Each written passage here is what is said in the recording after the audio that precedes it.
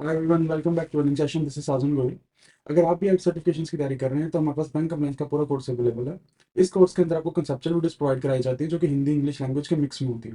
Videos के साथ साथ आपको mock test, mega mock test और पीडीएफ नोट्स भी प्रोवाइड करवाए जाते हैं। हमारी क्लासेस को एक्सेस करना बहुत ईजी है। हमारी क्लासेस को एक्सेस करने के लिए अगर आप एक एंड्रॉइड यूजर हो तो आप प्ले स्टोर से IBF लर्निंग सेंटर आप डाउनलोड कर सकते हैं, एंड अगर आप एक iOS यूजर हैं तो आप ऐप स्टोर से माई स्टूडेंट आप डाउनलोड करके हमारी इन क्लासेस को एक्सेस कर सकते हैं। इसके साथ साथ हमारा एक टेलीग्राम चैनल भी है जिसके अंदर हम एग्जाम्स और क्लासेस के रिलेटेड अपडेट्स रेगुलरली पोस्ट करते रहते हैं। उसके अलावा अगर आपको कोई डाउट है तो अपने डाउट्स भी उसी ग्रुप में क्लियर कर सकते हैं। टेलीग्राम चैनल का लिंक आपको डिस्क्रिप्शन में मिल जाएगा। आप उस लिंक पे क्लिक करके हमारे ग्रुप को ज्वाइन कर सकते हैं। तो चलिए आज का सेशन शुरू करते हैं। हम पढ़ रहे थे कंप्लायंस इन बैंक्स। हमने दो मॉड्यूल खत्म करे। Module 1 was about regulations, module B में हमने देखा कंप्लायंस इन कंप्लायंस प्रोग्राम। आज हम शुरू करने जा रहे हैं module C. Module C is regulatory compliances. कि रेगुलेटरी कंप्लायंसेस जो हमने पढ़े वो क्या क्या है। उसमें जो फर्स्ट पार्ट आता है, first part is disclosure in financial statements of bank. कि जो बैंक की फाइनेंशियल स्टेटमेंट जाती हैं, बैलेंस शीट जाती है, नोट्स टू अकाउंट जाते हैं, प्रॉफिट एंड लॉस जाता है, उसके अंदर क्या क्या डिस्क्लोजर देने होते हैं। ठीक है, इसमें हमने चार चीजें पढ़नी है। कौन सी चार चीजें? सबसे पहले हम पढ़ने वाले हैं कि डिस्क्लोजर रिक्वायरमेंट्स क्या होती है। उसके बाद अकाउंटिंग स्टैंडर्ड्स, किन किन स्टैंडर्ड्स के बेसिस पे अकाउंटिंग की जाती है, हम उनको पढ़ने वाले हैं। उसके बाद सिक्योरिटाइजेशन के रिलेटेड जितने भी डिस्क्लोजर्स है वो कौन से हैं। उसके अलावा सेबी की जो लिस्टिंग रेगुलेशंस है उनके अंदर जो डिस्क्लोजर्स देने होते हैं वो कौन से डिस्क्लोजर है। ठीक है, तो सबसे पहले डिस्क्लोजर देने की जरूरत ही क्यों पड़ी। So there are some users of financial statement. Users of financial statement मतलब कि फाइनेंशियल स्टेटमेंट्स को कौन कौन यूज करता है। फाइनेंशियल स्टेटमेंट को कौन कौन यूज करता है? ऐसे पर्सन जिनको इंफॉर्मेशन चाहिए ताकि वो अपने डिसीजन इन्फॉर्म डिसीजन ले सकें। फॉर एग्जाम्पल, अगर एक इन्वेस्टर है, उसको बैंक के शेयर के अंदर इन्वेस्ट करना है, तो अगर उसके पास प्रॉपर डिस्क्लोजर है तो उसकी फाइनेंशियल पोजीशन को जज करके अच्छे से डिसीजन लेके अच्छे से इन्वेस्ट कर सकता है। ठीक है, और जो यूजर ऑफ फाइनेंशियल स्टेटमेंट्स होते हैं वो किन किन चीजों के ऊपर ध्यान देते हैं। सबसे पहले तो फाइनेंशियल पोजीशन क्या चल रही है, सेकंड लिक्विडिटी की क्या पोजीशन है, सोल्वेंसी क्या पोजीशन है, उसके अलावा एसेट लायबिलिटी से रिलेटेड क्या रिस्क हैं, and some of sheet balance sheet items क्या हैं, उन पे ध्यान दिया जाता है। इसलिए अगर इन चीजों के डिस्क्लोजर प्रॉपर होंगे तभी इन चीजों को एक्सेस करके हम एक इन्फॉर्म डिसीजन बना पाएंगे। उसके बाद जो डिस्क्लोजर हैं वो एक तो जाते हैं बैलेंस शीट के थ्रू, प्रॉफिट एंड लॉस के थ्रू। उसके अलावा हम नोट्स टू अकाउंट्स भी देते हैं। नोट्स टू अकाउंट्स में क्या होता है, कुछ ऐसी इन्फॉर्मेशन जो डायरेक्ट हमने बैलेंस शीट या प्रॉफिट एंड लॉस में डिटेल में नहीं दिखाई है, हम उनकी डिटेलिंग कहाँ करते हैं, नोट्स टू अकाउंट में। इनका पर्पस क्या होता है कि सब चीजों की प्रॉपर एक्सप्लेनेशन हम दिखा पाए ताकि जो भी यूजर्स ऑफ फाइनेंशियल स्टेटमेंट है इन फाइनेंशियल स्टेटमेंट को अच्छे से यूज कर पाए। एक और फंक्शन क्या होता है डिस्क्लोजर्स का, ताकि बैंकिंग सेक्टर के अंदर मार्केट डिसिप्लिन बना रहे। मार्केट डिसिप्लिन एक तो बहुत इंपॉर्टेंट है क्योंकि रेपुटेशन डिपेंड किस पे करती है, मार्केट डिसिप्लिन के ऊपर। एंड मार्केट डिसिप्लिन को हम इफेक्टिव कैसे बना सकते हैं, जो हम इंफॉर्मेशन दे रहे हैं एक तो वो टाइमली प्रोवाइड करें और वो इंफॉर्मेशन रिलायबल होनी चाहिए, उसमें गलतियां कम से कम होनी चाहिए। उसके अलावा जो कुछ बैंक्स हैं, लाइक कुछ पब्लिक सेक्टर बैंक हैं, कुछ प्राइवेट सेक्टर बैंक्स, दोनों बैंक स्टॉक मार्केट पे लिस्टेड है। उन स्टॉक मार्केट जैसे for example like public sector banks के अंदर आता है Punjab national bank, SBI bank. Private sector के अंदर आ गया एक्सिस, ICICI, HDFC एक्सेट्रा। इनके शेयर वो स्टॉक मार्केट में फ्रीली ट्रेड होते हैं। तो इन्वेस्टर्स खुद को प्रोटेक्ट कर सके, प्रॉपर ट्रांसपेरेंसी आ सके, इसलिए प्रॉपर डिस्क्लोजर्स का होना बहुत जरूरी है। हमने एक स्टेटमेंट यहाँ लिखी है, दैट इज कि stock holders plus depositors are the stake holder, the equity says it all. इस स्टेटमेंट में क्या मतलब है कि बैंक के जो स्टॉक होल्डर्स है, जो बैंक का स्टॉक होल्ड कर रहे हैं, एंड ऐसे पर्सन जो बैंक के अंदर डिपॉजिट कर रहे हैं, वो एक्चुअली स्टेक होल्डर्स है बैंक के, मतलब वो ऐसे पर्सन है जिनको बैंक के ऑपरेशन से फर्क पड़ रहा है। तो स्टॉक होल्डर्स को प्रोटेक्ट करने के लिए जो प्रोविजंस लाई गई, वो प्रोविजंस कौन लेके आया? Companies act. अब जो पहले कंपनीज एक्ट 1956 था, now it has change to companies act 2013। And depositors को प्रोटेक्ट करने के लिए रेगुलेशंस कौन लेके आया? बैंकिंग लेजिस्लेशन में कुछ एक्ट्स आए, like banking regulation act etcetera. Companies act आया ताकि वो अपने स्टॉक होल्डर्स को प्रोटेक्ट कर सके। बैंकिंग लेजिस्लेशन आई ताकि वो डिपोजिटर्स को प्रोटेक्ट कर सके। अगर ये दोनों प्रोटेक्टेड है तो मतलब बैंक के स्टेक होल्डर्स प्रोटेक्टेड है, बैंक के स्टेक होल्डर्स प्रोटेक्टेड है मतलब बैंक प्रोटेक्टेड है। जो डिस्क्लोजर रिक्वायरमेंट आज हम यूज कर रहे हैं वो इन छह चीजों से हमने उठाई है या छह चीजों में दी गई है। कौन सी? सबसे पहले एक तो banking regulation act, second companies act 2013, third is companies rules 2014 जो कि कहता है कि क्या क्या डिस्क्लोजर देने, किस किस वे में देने। D is accounting standard issue करते हैं institute of chartered accountants of India. Fifth, RBI की कुछ गाइडलाइंस है कि किन किन चीजों का डिस्क्लोजर होना चाहिए। उसके अलावा बेसल बेसल थर्ड कमेटी की जो हमने कुछ कंडीशंस पढ़ी थी, लाइक कि कैपिटल एडिक्वेसी रेशियोज मेंटेन करनी होती हैं, उनकी क्या क्या रिक्वायरमेंट्स, उनके ऊपर जो आरबीआई की गाइडलाइंस है उनमें क्या डिस्क्लोजर देने हैं, एक उनमें से हम देखते हैं। तो ये टोटल 6 जगह हैं जहां पे डिस्क्लोजर्स दिए गए हैं कि क्या क्या क्या किन किन चीजों को डिस्क्लोज करना और किस किस तरीके से डिस्क्लोज करना। ठीक है। एंड सपोज दो अलग अलग बैंक हैं, वो डिस्क्लोजर्स तो दे रहे हैं बट अपने अलग अलग तरीके में दे रहे हैं। एंड एज अ इन्वेस्टर, अगर as a investor as a stake holder, मतलब एज अ स्टेक होल्डर मतलब चाहे इन्वेस्टर चाहे डिपॉजिटर, अगर मैं बैंक की दो अलग अलग बैंक की स्टेटमेंट्स समझने जा रहा हूँ, अगर दोनों का फॉर्मेट अलग अलग है तो मुझे दोनों को समझने में बहुत टाइम लगेगा, क्योंकि दोनों में यूनिफॉर्मिटी नहीं है। तो डिस्क्लोजर्स के अंदर यूनिफॉर्मिटी आ सके, पॉलिसीज जो है वो एक साथ मेंटेन हो, उसके लिए शेड्यूल 17 एंड शेड्यूल 18 लाया गया नोट्स टू अकाउंट्स का, जिसके अंदर सिग्निफिकेंट अकाउंटिंग पॉलिसीज का डिस्क्लोजर देना मैंडेटरी किया गया बाय आरबीआई। ताकि इससे क्या हो, जो भी इन्वेस्टर है, जो भी स्टेक होल्डर है, वो इजिली समझ पाए कि बैंक किन किन पॉलिसीज पे वर्क कर रहा है। तो अब हम अगला टॉपिक, मेन जो टॉपिक शुरू करते हैं, डिस्क्लोजर रिक्वायरमेंट। ठीक है। डिस्क्लोजर रिक्वायरमेंट, सबसे पहले आरबीआई ने कुछ इनिशिएटिव्स किए ताकि मार्केट डिसिप्लिन को मेंटेन किया जा सके, मार्केट डिसिप्लिन को इनकरेज किया जा सके। इन इन इनिशिएटिव्स में क्या क्या आता है, लाइक रिस्क एक्सपोजर का डिस्क्लोज करना, कैपिटल एडिक्वेसी देखना, की बिजनेसेस पैरामीटर लगाना, लिमिट्स लगाना, एक्सेट्रा। उसके अलावा अकाउंटिंग स्टैंडर्ड 1 का नाम होता है डिस्क्लोजर ऑफ अकाउंटिंग पॉलिसी, जो हमने पढ़ा कि शेड्यूल 17 एंड 18 के अंदर आपको अपनी पॉलिसीज को डिस्क्लोज करना पड़ेगा। That is covered under accounting standard 1। उसका कंप्लायंस मैंडेटरी किया गया कि आपको वो कंप्लायंस करना ही पड़ेगा, वो आपको डिस्क्लोज करना ही पड़ेगा।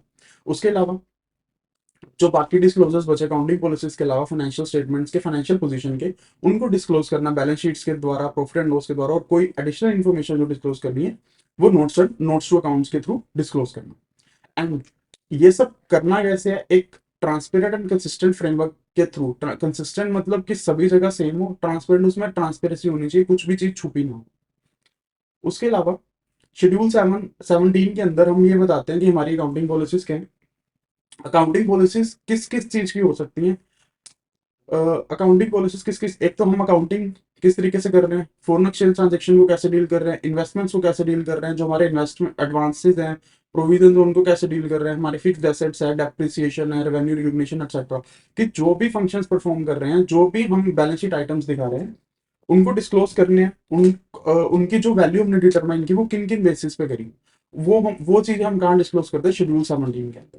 तो चलो एक एक चीज हम देखते हैं कि क्या क्या डिस्क्लोज करना है, किस किस तरीके से डिस्क्लोज करना है। सबसे पहले हम देख रहे हैं disclosure for capital.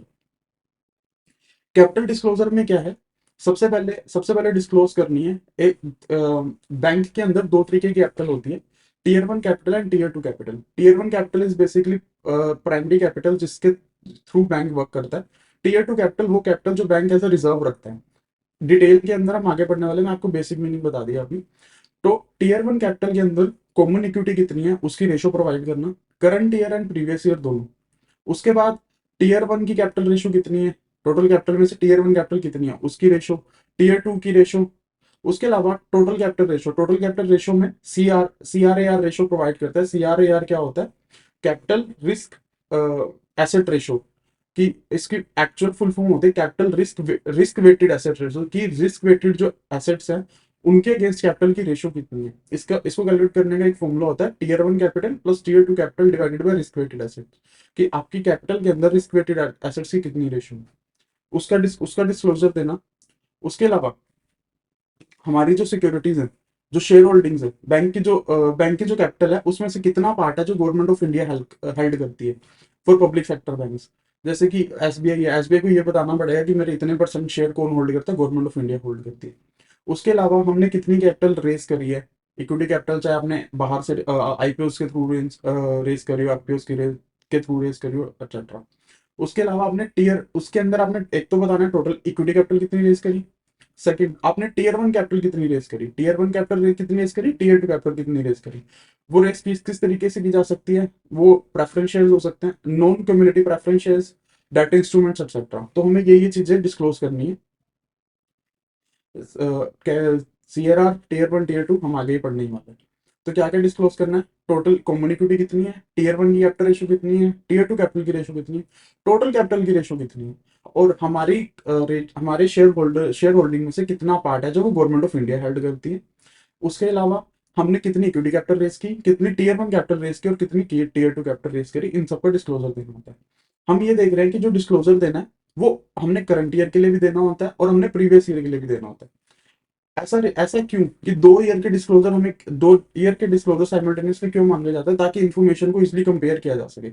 Like tier 1 की कैपिटल रेशियो है, लाइक सीआरआर है, जो सीआरआर है वो जितनी जितनी हमारी कैपिटल अच्छी होगी रिस्क वेटेड एसेट्स के थ्रू, उतनी ज्यादा बढ़ी है। तो सपोज टीआरआर जो हमारी सीआरएआर रेशियो है वो पहले थी 40%, अब है 40%, पहले थी 45%, तो मतलब ये डिक्लाइन हो गई है।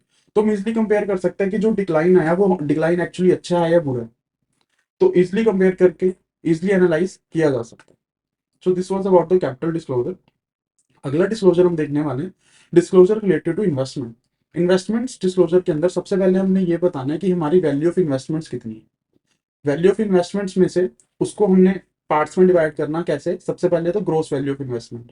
ग्रोस वैल्यू मतलब टोटल वैल्यू ऑफ इन्वेस्टमेंट कितनी इन इंडिया कितनी की गई है, आउटसाइड इंडिया कितनी की गई है। उसके बाद जो इन्वेस्टमेंट्स है उनके अगेंस्ट एक हम अकाउंटिंग स्टैंडर्ड पढ़ेंगे, accounting standard 4, 5 and 29 which is based on provisions. तो हमें प्रोविजंस बनानी पड़ती है इन्वेस्टमेंट की। लाइक अगर मेरी इन्वेस्टमेंट है उसकी वैल्यू रिड्यूस हो सकती है, तो उसके लिए मैं पहले ही प्रोविजंस बना के चलूंगा। तो अगर हमने वो प्रोविजंस बनाई है उसका डिस्क्लोज करना, जो हमने इन्वेस्टमेंट इन इंडिया करी है उनके लिए कितनी प्रोविजन बनी है, जो हमने इन्वेस्टमेंट आउटसाइड इंडिया करी है उसके लिए कितनी प्रोविजन बनी है, हमने वो चीजें डिस्क्लोज करनी है। उसके अलावा उसके बाद क्या होगा, हमने वैल्यू ऑफ इन्वेस्टमेंट आ गई, उसके अगेंस्ट प्रोविजन आ गई। इन दोनों को जब नेट ऑफ कर देंगे कि वैल्यू ऑफ इन्वेस्टमेंट में से प्रोविजन माइनस कर देंगे, तो हमारे पास आ जाएगी नेट वैल्यू ऑफ इन्वेस्टमेंट, क्योंकि gross value minus provision is equal to net value. This is the simple formula. हम ये यूज करके फिर डिस्क्लोज करेंगे कि जो हमारी नेट वैल्यू ऑफ इन्वेस्टमेंट है वो इंडिया के अंदर कितनी है और आउटसाइड इंडिया कितनी है। ठीक है। अगली हमने जो एक देनी है डिस्क्लोजर, कि जो हमने जो प्रोविजंस बनाई, हमने इन्वेस्टमेंट का तो बता दिया कि इन्वेस्टमेंट इतनी थी, इतनी ग्रोस वैल्यू है, इतनी उसके अगेंस्ट प्रोविजंस बनाई हुई है, इतनी नेट वैल्यूज है, वो इंडिया और आउटसाइड इंडिया कितनी कितनी। उसके बाद जो हमने जो प्रोविजंस बनाई थी, प्रोविजंस का ओपनिंग बैलेंस कितना था, कितनी प्रोविजंस आपने ड्यूरिंग द ईयर बनाई, कितनी प्रोविजंस आपने during the year right of कर दी, उसको लेस कर देंगे और आ जाएगा आपका क्लोजिंग बैलेंस। फॉर एग्जांपल आपकी लाइक हमारी ओपनिंग प्रोविजंस थी वो 100 करोड़ की थी। ठीक है। उसमें से हमने न्यू इन्वेस्टमेंट ली या न्यू पिछली कोई इन्वेस्टमेंट थी, उसके हमें डाउट है कि उसकी वैल्यू कम हो सकती है, उसके अगेंस्ट हमने एडिशनल प्रोविजंस बनाई, सपोज 20 करोड़ की। जो पिछली प्रोविजन थी, सपोज हमने कुछ एसेट से बेच दी तो उनके अगेंस्ट प्रोविजंस भी खत्म होंगी, तो हमने 10 करोड़ की प्रोविजन कम कर दी। जो हमारे क्लोजिंग बैलेंस में प्रोविजन क्या आ जाएगा, 90 करोड़। तो हम जो रिपोर्ट करेंगे क्लोजिंग बैलेंस वो करेंगे 90 करोड़। इसकी जो बाइफर्केशन होगी कि इंडिया के अंदर कितनी है और आउटसाइड इंडिया के अंदर कितनी है, वो भी हमें देनी है, क्योंकि वो हमें ऊपर डिस्क्लोज करनी है इस प्रोविजन फॉर डेप्रिसिएशन के अंदर, कि इंडिया के अंदर और आउटसाइड इंडिया के अंदर कितनी कितनी प्रोविजन। ठीक है। So this was all about the investment disclosure. हम अपने अगले डिस्क्लोजर पर मूव करते हैं, that is repo transaction. Repo transaction क्या होता है, रेपो की बेसिकली फुल फॉर्म होती है रीपरचेज ऑन डिमांड।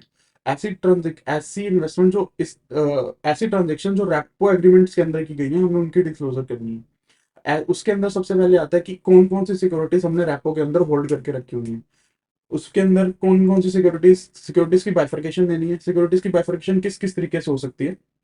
सबसे पहले इस government securities, corporate debt securities, securities purchase under reverse repo. एक तो होता है सिक्योरिटी सोल्ड अंडर रेपो, एक सिक्योरिटी परचेज अंडर रेपो। दो पार्ट्स हैं, हमने खरीदा कितना बेचा कितना। खरीद और बेच कौन कौन सी सिक्योरिटीज हो सकते हैं, गवर्नमेंट सिक्योरिटीज को, कॉर्पोरेट डेट सिक्योरिटीज को। उनका डिस्क्लोजर देना किस तरीके से है कि एक तो हम ये डिस्क्लोज करना है कि मिनिमम आउटस्टैंडिंग कितना था during the year, maximum outstanding कितना था ड्यूरिंग द ईयर, और जो डेली एवरेज है वो कितना है, और एट द एंड 31 मार्च को जिस दिन बैलेंस शीट बन रही है उस दिन आउटस्टैंडिंग कितना, कितना हमने खरीदा कितना बेचा, मिनिमम उस चीज उसका minimum outstanding, maximum outstanding, daily average, और कितना एट द आउटस्टैंडिंग बचा। इन सब चीजों को हमने डिस्क्लोज करना है under disclosure for repo transaction के अंदर। ठीक है। नेक्स्ट हमारे पास डिस्क्लोजर आता है non SLR investment portfolio. Non SLR investment portfolio क्या होता है, SLR is statutory liquidity ratio. हमने डिस्कस किया था कि कैपिटल एडिक्वेसी रेशियोज होती हैं जिनके अंदर एसएलआर एक पार्ट होता है, कि हमें कुछ परसेंट अपने पास as security as reserve hold करके रखना पड़ता है। तो ऐसी सिक्योरिटीज, कुछ सिक्योरिटीज तो हमने एसएलआर के अंदर मेंटेन करके रखी है, कुछ परसेंटेज ऑफ सिक्योरिटीज। उन सिक्योरिटीज के अलावा, उन इन्वेस्टमेंट्स के अलावा जो हमने इन्वेस्टमेंट की है, उनको बोलते हैं नॉन एसएलआर इन्वेस्टमेंट पोर्टफोलियो। उसका डिस्क्लोजर देना। उसका डिस्क्लोजर कैसे देते हैं हम वो देखने वाले हैं। सबसे पहले जो ये सिक्योरिटीज है उनको इशू कौन कौन कर सकता है। PSUs, PSUs mean public sector units, FIIs financial institutions, other banks, private corporates, subsidiaries या जॉइंट वेंचर्स या अदर्स। मतलब हम प्राइवेट सेक्टर के शेयर खरीद सकते हैं, अदर फाइनेंशियल इंस्टीट्यूट के शेयर खरीद सकते हैं, अदर बैंक्स के शेयर खरीद सकते हैं, अदर प्राइवेट कॉर्पोरेट्स को एज अ सिक्योरिटी होल्ड कर सकते हैं। बैंक्स के आगे सब्सिडरीज हो सकती है, बैंक के आगे जॉइंट वेंचर हो सकते हैं, और उसके अलावा कुछ अदर सिक्योरिटीज भी हो सकती है। हमने इन सब का टोटल करना है, और उसमें से जितनी नेट प्रोविजन है, जितनी हमने प्रोविजन बनाई है वो माइनस करनी है, और जो हमारे पास वैल्यू निकल के आएगी वो बोलेंगे हम टोटल इन्वेस्टमेंट। ठीक है। तो टोटल इन्वेस्टमेंट जो हमने ऊपर वैल्यू देनी है वो देनी है ग्रोस, नीचे देनी है प्रोविजन, ग्रोस माइनस प्रोविजन करके हमारे पास क्या आ जाएगी, नेट वैल्यू। तो हमें डिस्क्लोजर किस किस तरीके से देना है, पहले तो अमाउंट कितनी है, उसके अलावा प्राइवेट प्लेसमेंट के थ्रू हमने कितनी इन्वेस्टमेंट की हुई है, उसके अलावा जो बिलो इन्वेस्टमेंट ग्रेड है, कि इन्वेस्टमेंट ग्रेड होते हैं उनके नीचे से जाके आपने भी इन्वेस्टमेंट करी है वो देना है। सिक्योरिटी जो अंडर रेटेड है, अगर उनमें कुछ इन्वेस्टमेंट की हुई है तो आपने वो देनी है। एंड अगर आपने कुछ अनलिस्टेड सिक्योरिटीज के अंदर इन्वेस्टमेंट की हुई है तो आपको उसका डिस्क्लोजर भी साथ साथ देना है। ठीक है। सो जो टोटल जो हमने कॉलम नंबर 3 का टोटल देखा, कि टोटल अमाउंट हमने टोटल इन्वेस्टमेंट कितनी की गई है, हम बैलेंस शीट के अंदर एक शेड्यूल 8 प्रोवाइड करते हैं जिसके अंदर हम अपनी सारी इन्वेस्टमेंट्स के बारे में बताते हैं कि हमने शेयर्स में, डिबेंचर्स में, सब्सिडरीज में, अदर्स में कितनी इन्वेस्टमेंट कर रखी है। हम उसका टोटल और कॉलम 3 का टोटल मैच करना चाहिए। रीजन बीइंग, जो हम इन्वेस्टमेंट्स जो हमने वहां बैलेंस शीट के शेड्यूल 8 में डिस्क्लोज करी कि हमारी टोटल इन्वेस्टमेंट किस किस तरीके से, उसको ही तो बाइफरकेट करके हम आगे दिखाना, तो उनका टोटल आपस में क्या करना चाहिए, मैच करना चाहिए। उसके अलावा जो ये कॉलम 4 है, कॉलम 4, 5, 6 एंड 7, ये आपस में म्यूचुअली एक्सक्लूसिव नहीं है। म्यूचुअली एक्सक्लूसिव का मतलब क्या होता है कि ये नहीं है कि दोनों एक साथ एग्जिस्ट नहीं कर सकते। कि सपोज एक ही सिक्योरिटी हो सकती है जो हमने प्राइवेट प्लेसमेंट के भी थ्रू दी हो, वही सिक्योरिटी हो सकती है इन्वेस्टमेंट ग्रेड के नीचे हो, वही सिक्योरिटी अनलिस्टेड भी हो सकती है। तो जो उस सिक्योरिटी की जो वैल्यू है वो 4 में भी आएगी, 5 में भी आएगी और 7 में भी आएगी। तो हमने सिर्फ ये नहीं करना कि सिर्फ एक कॉलम उसका डिस्क्लोजर देके छोड़ देना। जो सिक्योरिटी जिस कैटेगरी में फॉल कर रही है, चाहे वो मोर देन वन कैटेगरीज में भी फॉल कर रही हो, चाहे सपोज वो अनलिस्टेड भी और अनरेटेड भी है, तो उसका टोटल 6 और 7 दोनों में डिस्क्लोज किया जाएगा। सिर्फ ये नहीं होगा कि सिर्फ 6 में करके छोड़ दे, सिर्फ 7 में करके छोड़ दो। इस चीज को कहा जाता है म्यूचुअली एक्सक्लूसिव ना होना। तो ये जो कॉलम 4, 5, 6 है वो म्यूचुअली एक्सक्लूसिव नहीं हो सकता, may be mutually exclusive and may not be mutually exclusive, वो केस टू केस डिपेंड करता है। उसके बाद हमने जो नॉन एसएलआर इन्वेस्टमेंट्स करी, उनमें से नॉन परफॉर्मिंग इन्वेस्टमेंट्स कौन से, नॉन परफॉर्मिंग अदर्स मतलब जो हमें एक्चुअली बेनिफिट नहीं दे रही है, या जो हो सकता है जिनके अगेंस्ट हमें लॉस हो जाए।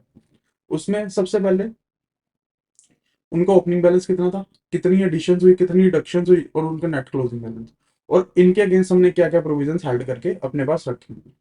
इन चीजों को हमने डिस्क्लोज करना है। नॉन परफॉर्मिंग एसएलआर इन्वेस्टमेंट में क्या क्या डिस्क्लोज करना है, ओपनिंग कितना था, ऐड कितना हुआ, उसमें से रिड्यूस कितना कर दिया, क्लोजिंग बैलेंस कितना आ गया, और इसके अगेंस्ट हमने कितनी कितनी सिक्योरिटीज, इसके अगेंस्ट हमने कितनी कितनी प्रोविजन हाइड करके रखे हैं। ठीक है। उसके बाद हम अपने अगले डिस्क्लोजर की तरफ चलते हैं। अगला डिस्क्लोजर है sale and transfer to from HTM category. HTM category क्या होती है, हेल्ड टू मेच्योरिटी। ऐसी सिक्योरिटीज जिनको हम इस पर्पज से होल्ड करते हैं कि जब तक वो सिक्योरिटीज मेच्योर नहीं होंगी उनमें से हम पैसा नहीं निकलवाएंगे। लाइक फॉर एग्जांपल एक बॉन्ड या डिबेंचर हमने बाय करा जिसकी मेच्योरिटी थी 5 ईयर्स। बैंक ने डिसाइड करा कि जब तक 5 साल पूरे नहीं होंगे इसको हम रिडीम नहीं करेंगे, इसमें से पैसा नहीं निकलवाएंगे। तो जो ये बॉन्ड होगा 5 साल का, इसको हम कौन सी कैटेगरी के अंदर रखेंगे, एसटीएम कैटेगरी में, हेल्ड टू मेच्योरिटी कैटेगरी के अंदर इसको रखा जाएगा। अब जो हमने securities held to maturity category में रखी हैं उनमें अगर सेल या ट्रांसफर होता है उसका अलग से डिस्क्लोजर देना बहुत जरूरी है। बट उसके ऊपर एक थ्रेश की लिमिट लगा दी, थ्रेश होल्ड इज 5%। इसको हम एक एग्जांपल समझते हैं। सपोज हमारी अगर ओपनिंग वैल्यू थी 100 करोड़ की, अगर तो हमने करी है 4 करोड़ की ट्रांजेक्शन, तो नेट आया 96 आ गई क्लोजिंग बैलेंस। तो परसेंट कितने परसेंट की ट्रांजेक्शन हुई, 4% की। तो हमें इसका डिस्क्लोजर करने की जरूरत नहीं है। लेकिन अगर हमने ट्रांजेक्शन करी होती 6 करोड़ की और 6% की वेरिएशन होती, 6% की सेल होती, 6% जो इनिशियल बुक वैल्यू है उससे ज्यादा ट्रांजेक्शन एक्सीड होगी, तो इसका डिस्क्लोजर देना मैंडेटरी हो जाता है। ठीक है। उसके अलावा हमें ये भी डिस्क्लोज करना है कि एक्चुअल मार्केट वैल्यू कितनी थी, कितनी है, और ऐसी कौन सी बुक वैल्यू है जिनके ऊपर हमने प्रोविजंस बनाई नहीं है। ये हमने देनी कहाँ पे है, नोट्स टू अकाउंट्स के अंदर। और जो ये सिक्योरिटीज हमने बेची, हेल्ड टू मैच्योरिटीज में से सेल करी है, ट्रांसफर करी, वो किस तरीके से की जा सकती है? एक एक तो है कि आरबीआई को वापस दे दो, आरबीआई को बेच दो। हमने कुछ गवर्नमेंट सिक्योरिटीज हेल्ड कर रखी थी, गवर्नमेंट ने ही रीपर्चेज कर ली। उसके अलावा हमने एसटीएम कैटेगरी की सिक्योरिटीज को अदर कैटेगरीज में ट्रांसफर कर दिया। अदर कैटेगरीज कौन सी हो सकती हैं? Available for sale, held for maturity. ठीक है। तो इन कैटेगरी, इन अगर हम एसटीएम कैटेगरी को इन कैटेगरीज में भी मूव करते हैं तो उसको ट्रांसफर माना जाता है, और अगर ये ट्रांसफर 5% से ऊपर जाता है तो इसका डिस्क्लोजर देना क्या हो जाता है? मैंडेटरी हो जाता है। तो अब हम अगले अपने डिस्क्लोजर पे मूव करते हैं। हमारा अगला डिस्क्लोजर है डेरिवेटिव्स डिस्क्लोजर। डेरिवेटिव्स के अंदर बेसिकली क्या आता है? फॉरवर्ड कॉन्ट्रैक्ट्स या interest rate swap contract etcetera, उनका हमने डिस्क्लोजर देना है। क्या क्या चीजें डिस्क्लोज करनी है? कि बैंक ने जो स्वैप एग्रीमेंट्स किए उनमें नोशनल प्रिंसिपल कितना था, फर्स्ट। सेकंड, जिनके साथ हमने एग्रीमेंट्स किए हैं, अगर वो पर्सन अपनी ऑब्लिगेशंस को फुलफिल नहीं करते तो हमें कितना लॉस हो सकता है। थर्ड, बैंक जब एग्रीमेंट में आया तो बैंक ने कितना कोलेटरल मांगा, कितना कोलेटरल रिक्वायर्ड था, उसका डिस्क्लोजर देना। उसके अलावा एक डिस्क्लोजर देना कंसंट्रेशन ऑफ क्रेडिट रिस्क है। कंसंट्रेशन ऑफ क्रेडिट रिस्क मतलब सपोज आपने एक ही पर्टिकुलर इंडस्ट्री के साथ काफी स्वैप एग्रीमेंट्स किए हुए हैं, तो आपका जो क्रेडिट रिस्क है वो कंसंट्रेटेड है टू अ पर्टिकुलर इंडस्ट्री, वो कितना है, उसका डिस्क्लोजर देना। उसके अलावा fair value of swap book का डिस्क्लोजर देना। फेयर वैल्यू क्या होती है? Basically fair value is the value जो बैंक को या तो मिलेगी या बैंक को पे करनी पड़ेगी। अगर बैंक या तो पे करे या बैंक को एक्चुअली वो मिलने वाली है। और अगर वो स्वैप है, वो कोई अगर ट्रेडिंग स्वैप है मतलब वो मार्केट से लिंक है, तो उसकी एक्चुअल मार्केट वैल्यू क्या है? वो होगी उसकी फेयर वैल्यू। तो हमें fair value of swap book का भी डिस्क्लोजर देना बहुत जरूरी है। इन सब चीजों के साथ साथ हमारे स्वैप के नेचर्स क्या थे, क्या क्या एग्रीमेंट थे, उस एंड उनके अगेंस्ट क्या क्रेडिट रिस्क है, मार्केट रिस्क, और क्या क्या अकाउंटिंग पॉलिसीज हमने अडॉप्ट करी है, उस चीज का डिस्क्लोजर देना भी मैंडेटरी है। तो डेरिवेटिव्स के रिलेटेड क्या क्या एग्रीमेंट, डेरिवेटिव्स के अंदर जो सबसे पहले डिस्क्लोजर जाता है वो जाता है फॉरवर्ड रेट एग्रीमेंट का। फॉरवर्ड रेट एग्रीमेंट में क्या क्या चीजें जाती हैं कि हमने कितना प्रिंसिपल के एग्रीमेंट किए, लॉस कितना हो सकता है, क्या क्या कोलेट्रल था, हमारा जो क्रेडिट रिस्क है अगर वो कंसंट्रेटेड है तो वो कितना उसकी कंसंट्रेशन क्या है, एंड जो हमारी स्वैप बुक है, जो स्वैप एग्रीमेंट्स का टोटल उसको स्वैप बुक बोलते हैं, उसकी इस टाइम पे फेयर वैल्यू क्या है। सेकंड टाइप के हमारे पास डेरिवेटिव्स आते हैं एक्सचेंज ट्रेडेड इंटरेस्ट डेरिवेटिव। तो इन दो डेरिवेटिव में फर्क क्या होता है? जो तो होते हैं हमारे फॉरवर्ड रेट एग्रीमेंट्स, ये बैंक डायरेक्ट करता है कस्टमर से। एक्सचेंज ट्रेडेड इंटरेस्ट डेरिवेटिव्स कौन से होते हैं? ऐसे डेरिवेटिव्स जो मार्केट एक्सचेंजेस के थ्रू किए जाते हैं, एक्सचेंजेस के थ्रू डील होते हैं। उनमें क्या क्या डिस्क्लोजर देना है? एक तो हमने करंट ईयर के अंदर जितने भी डेरिवेटिव्स अंडरटेक किए हैं, जितने भी डेरिवेटिव एग्रीमेंट किए उनकी प्रिंसिपल अमाउंट कितनी थी। सेकंड, 31 मार्च को जिस दिन बैलेंस शीट बन रही है उस दिन टोटल प्रिंसिपल अमाउंट कितनी थी। थर्ड, ऐसे डेरिवेटिव इंस्ट्रूमेंट जो हाईली इफेक्टिव नहीं है उनका टोटल प्रिंसिपल अमाउंट कितना है। ऐसे डेरिवेटिव जो हाईली इफेक्टिव नहीं है उनकी मार्क टू मार्केट वैल्यू कितनी है, कि बेसिकली उनकी मार्केट वैल्यू कितनी है, हमें ये डिस्क्लोज करना है। क्योंकि ये एक्सचेंज पे लिस्ट हो रहे हैं, तो क्या क्या चार ऐसे डेरिवेटिव जो एक्सचेंजेस पे लिस्ट होकर ट्रेड होते हैं, उनको हमने किन किन चीजों की डिस्क्लोजर देनी है। पहली, नोशनल प्रिंसिपल अमाउंट कितना हमने पूरे साल में अंडरटेक किया। आउटस्टैंडिंग 31 मार्च को कितना था। ऐसे डेरिवेटिव जो हाईली इफेक्टिव नहीं रहे, उनकी मार्केट वैल्यू क्या है, और उनके अंदर जो प्रिंसिपल है वो कितना। तो this was the about the disclosure of the derivatives. अगला डिस्क्लोजर हमें हमने देना होता है डिस्क्लोजर फॉर और रिस्क एक्सपोजर इन डेरिवेटिव्स। क्योंकि डेरिवेटिव्स होते हैं वो रिस्की होते हैं, उनके अंदर बैंक का जो रिस्क एक्सपोजर है वो कितना। वो हम देखते हैं, बैंक जब अपनी पॉलिसीज डिस्कस कर रहा है, रिस्क मैनेजमेंट पॉलिसीज, उसके अंदर लिमिट डिसाइड होती है कि किस लिमिट तक डेरिवेटिव्स यूज किए जाएंगे। क्योंकि किस डेरिवेटिव रिस्की है, तो इस चीज को डिस्कस करना बहुत जरूरी है। तो क्या क्या डिस्कस हमें करना है, हम वो देखने वाले हैं। डेरिवेटिव ट्रेडिंग के लिए स्ट्रक्चर प्रॉपर होना चाहिए, प्रॉपर मैनेजमेंट होनी चाहिए। सेकंड, रिस्क मैनेजमेंट का स्कोप और नेचर कितना है, उसको किस तरह से रिपोर्ट किया जाएगा, जो रिपोर्टिंग हुई है, जो वर्क हुआ उसको किस तरीके से मॉनिटर किया जाएगा, इस चीज को देखना। उसके अलावा हैजिंग, हैजिंग बेसिकली क्या होता है? ऐसी प्रोसेस जिससे रिस्क को कम किया जा सके। हैजिंग के लिए क्या क्या पॉलिसीज और क्या क्या स्ट्रेटेजीज अडॉप्ट की जाएंगी, उस चीज को डिस्कस करना। एंड उस चीज को मॉनिटर करना कि क्या वो पॉलिसी इफेक्टेड है भी या नहीं। थर्ड, इन सब चीजों को, जो भी ट्रांजेक्शन हुई, चाहे वो हैज ट्रांजेक्शन है, नॉन हैज ट्रांजेक्शन है, इनकम ट्रांजेक्शन है, जो प्रीमियम्स हैं, डिस्काउंट्स हैं, उनको किस तरीके से रिकॉर्ड किया जाएगा, उस उनकी अकाउंटिंग किस तरीके से की जाएगी, उस पॉलिसी को भी डिस्कस करना। So this was about the disclosure for the risk, disclosure on risk exposure in derivatives. हम अपने अगले डिस्क्लोजर की तरफ चलते हैं। अगला disclosure is asset quality. Asset quality के अंदर हमने सबसे जो पहली डिस्क्लोजर देना है, वो डिस्क्लोजर देना है नॉन परफॉर्मिंग एसेट्स के ऊपर। Non performing assets are those asset जिसके ऊपर बैंक को इनकम नहीं हो रही है, बैंक इनकम जनरेट नहीं कर पा रहा है। सो उसके अंदर सबसे पहले हमें ये बताना कि हमारे जो टोटल एडवांसेज हैं, नेट एडवांसेज हैं, उनमें से नेट एनपीएस कितने। नेट एनपीएस मतलब ग्रोस एनपीए माइनस प्रोविजंस, जो रिजल्टिंग होता है उसको बोलते हैं नेट एनपीए। ठीक है, नेट एडवांसेस में gross advances minus provisions on advances, that is net advances. तो नेट एनपीएस की परसेंटेज कितनी है नेट एडवांसेस के अंदर, वो हमने दोनों साल की डिस्क्लोज करनी है। उसके अलावा एनपीएस की मूवमेंट में वही सबसे पहले हमने ग्रोस बताया, कितने ओपनिंग बैलेंस थे, कितनी उसमें एडिशन हुई, कितनी उसमें रिडक्शन हुई, फिर हमारे पास क्लोजिंग बैलेंस आ जाएगा। फिर नेट एनपीएस में सेम फॉर नेट एनपीएस करना है, और नेट एनपीएस का ओपनिंग बैलेंस कितना था, कितनी एडिशन हुई, कितनी रिडक्शन हुई, और नेट एनपीएस का क्लोजिंग बैलेंस कितना है। ठीक है, उसके बाद हमने जो हमने क्या क्या डिस्क्लोजर दिया, ग्रोस का दे दिया, नेट का दे दिया। ग्रोस और नेट का डिफरेंस क्या होता है, प्रोविजंस। सेम फॉर हमने प्रोविजंस का डिस्क्लोजर देना, बट जो प्रोविजंस हमने बनाई है स्टैंडर्ड एसेट्स को, उसको एक्सक्लूड करना है। रीजन भी स्टैंडर्ड एसेट्स एनपी एसेट्स नहीं होती, सिर्फ हमने एनपी एसेट्स पे जितनी प्रोविजंस बनाई है उनका डिस्क्लोजर देना है। वो भी सेम तरीके से ओपनिंग बैलेंस कितना था, प्रोविजंस कितनी ऐड हुई, प्रोविजंस कितनी राइट ऑफ कर दी, और उसके क्लोजिंग बैलेंस कितना।